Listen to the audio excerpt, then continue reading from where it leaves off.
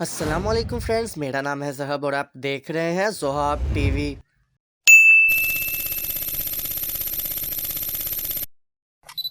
दोस्तों, दुनिया में ऑलमोस्ट 197 इंडिपेंडेंट कंट्रीज़ हैं। हर मुल्क की एक अलग खासियत है। दोस्तों, इस सीरीज़ में मैं आपको दुनिया के हर मुल्क के बारे में एक इंटरेस्टिंग और फन फैक्ट बताऊंगा जो उस मुल्क को दूसरे मुल्कों से अलग करते हैं। तो शुरू करते हैं इस सीरीज़ की पहली वीडियो। अभी मजा आएगा ना भिड़ो। ज़ोहाब टीवी को सब्सक्राइब करें और बेल आइकन जरूर प्रेस करें ताकि हर नई वीडियो आप तक पहुंच सके। नंबर 1, अफगानिस्तान। अफगानिस्तान का कौमी खेल बुज़काशी है जो दुनिया भर में वाइल्डेस्ट स्पोर्ट के नाम से मशहूर है क्योंकि इस खेल में सर कटे बकरे का इस्तेमाल होता है, यानी वो बकरा जिसका सर ना हो। Oh my God! इस खेल में एक प्लेयर को घोड़े पर बैठकर सर कटे बकरे को ग्राउंड के एक हिस्से से दूसरे हिस्से में लेकर जाना होता है और रास्ते में आने वाले दूसरे खिलाड़ियों से भी बचना होता है जो हाथ में चाबुक पकड़कर इसका इंतज़ार कर रहे होते हैं। Number 2, Albania. अल्बानिया का लोकल नाम शकीपेडिया है। अल्बानिया का एक ट्रेडिशन है जिसका नाम ज़ाइडो है। इस रिवाज के मुताबिक लोग रोज़ शाम को अपने अपने घरों से बाहर निकल आते हैं और अपने घर की करीबी मेन रोड पर इकट्ठे हो जाते हैं। ये लोग ऐसा इसलिए करते हैं ताकि एक दूसरे से मिल सकें क्योंकि वरना तो लोगों के पास वक्त ही नहीं होता।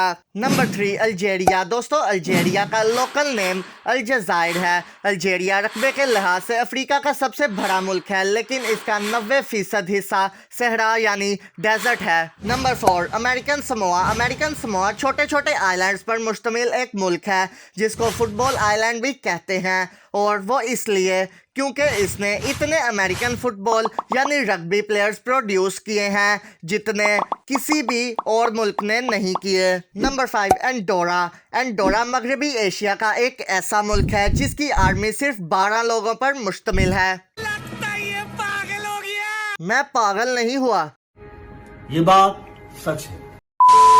और आपको ये जानकर भी ज़रूर हैरानी होगी कि एंडोरा ने पिछले 700 सालों में एक भी जंग में हिस्सा नहीं लिया। Number 6, Angola.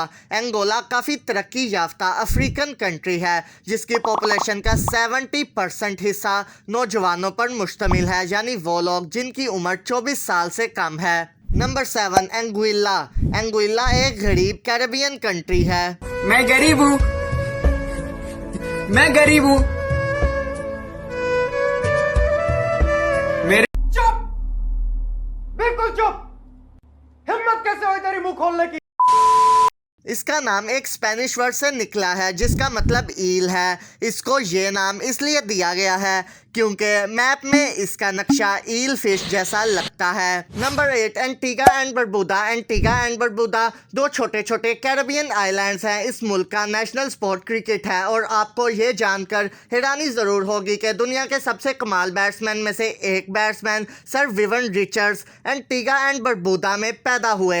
ये 2 आइलैंड्स हैं लेकिन एक ही मुल्क है। Number 9, Argentina. अर्जेंटीना का नाम एक लैटिन वर्ड अर्जेंटम से निकला है जिसका मतलब है सिल्वर यानी चांदी। केमिस्ट्री और पीरियोडिक टेबल में भी सिल्वर को एजी सिंबल से रिप्रेजेंट किया जाता है। एजी का मतलब अर्जेंटम है। अर्जेंटीना को ये नाम इसलिए दिया गया था क्योंकि जब स्पेनिश लोगों ने इसे फतह किया था तो वहाँ के लोकल्स ने इनको चांदी की बनी हुई कुछ कीमती चीज़ें तोहफे में दी थी। Number 10, Armenia. दुनिया का सबसे पहला ऑफिशियल चर्च अर्मेनिया में बना था और अर्मेनिया दुनिया का वो पहला मुल्क है जिसने क्रिश्चियनिटी को अपने मुल्क का ऑफिशियल मज़हब करार दिया। वहाँ के लोगों का मानना है कि जीसस यानी हज़रत ईसा अलैहिस्सलाम खुद आए और कहा कि यहाँ चर्च बना। उस जगह उस वक्त एक टेंपल था जिसको तोड़कर वहां चर्च बनाया गया और उसका नाम एचमियाज़िन कैथीड्रल रखा। Number 11, Aruba. अरूबा एक डिच कॉन्स्टिट्यूएंट कंट्री है, यानी ये मुल्क है तो एक कैरेबियन आइलैंड लेकिन इस पर हुकूमत नीदरलैंड की है। ये एक बिल्कुल छोटा सा आइलैंड है जिसकी ऑफिशियल लैंग्वेजेस डिच और पपियामेंटो है। Number 12, Australia. कैंगरू ऑस्ट्रेलिया का नेशनल एनिमल है और 2011 तक पूरे ऑस्ट्रेलिया में तकरीबन 34 मिलियन कैंगरूज पाए जाते थे जो ऑस्ट्रेलिया में मौजूद इंसानों से भी ज़्यादा है। और आपको ये जानकर भी हैरानगी होगी कि कैंगरू सिर्फ ऑस्ट्रेलिया में ही पाए जाते हैं। Number 13 Austria. ऑस्ट्रिया का लोकल नेम ओस्टरराइच है। दुनिया का सबसे बड़ा आइस केव ऑस्ट्रिया में है जिसका नाम आइस रीसवेल्ट है। आइस केव ऐसा गार होता है जिसका टेम्परेचर कभी भी 0 डिग्री सेल्सियस से ज़्यादा नहीं होता और ये कम से कम सर्दियों में तो फ्रीज ही रहता है और ग्लेशियर की बर्फ़ से ढका ही रहता है। आइस रीसवेल्ट 42 किलोमीटर लंबा है और हर साल 20 लाख से ज़्यादा टूरिस्ट यहाँ आते हैं। Number 14 Azerbaijan. अज़रबैजान एक वेस्ट एशियन मुस्लिम कंट्री है। अज़रबैजान साइज़ के लिहाज से ऑस्ट्रिया जितना ही है, लेकिन इस मुल्क में 350 वोल्केनोज यानी आतिशफिशा पहाड़ हैं। ये असल में मड वोल्केनोज होते हैं। ये मड वोल्केनोज काफ़ी छोटे होते हैं जो कि नेचुरली मिट्टी से ही बने हुए होते हैं। दुनिया में सबसे ज़्यादा मड वोल्केनोज भी अज़रबैजान में ही है। Number 15 Bahamas. ये भी एक कैरिबियन कंट्री है जो 700 आइलैंड्स पर मुश्तमिल है। इन 700 आइलैंड्स में से सिर्फ 30 आइलैंड्स इनहेबिटेड हैं, यानी यहाँ इंसान रह सकते हैं। Number 16 Bahrain. ये एक मिडल ईस्टर्न मुस्लिम कंट्री है। बहरीन पर भी बड़े सगीर यानी सब कॉन्टिनेंट की तरह ब्रिटिश हुकूमत का कब्जा था, जबकि बहरीन ने 1971 में अंग्रेज़ों से आज़ादी हासिल की। Number 17 Bangladesh. Bangladesh south Asian country है जो 1971 से पहले पाकिस्तान का हिस्सा था।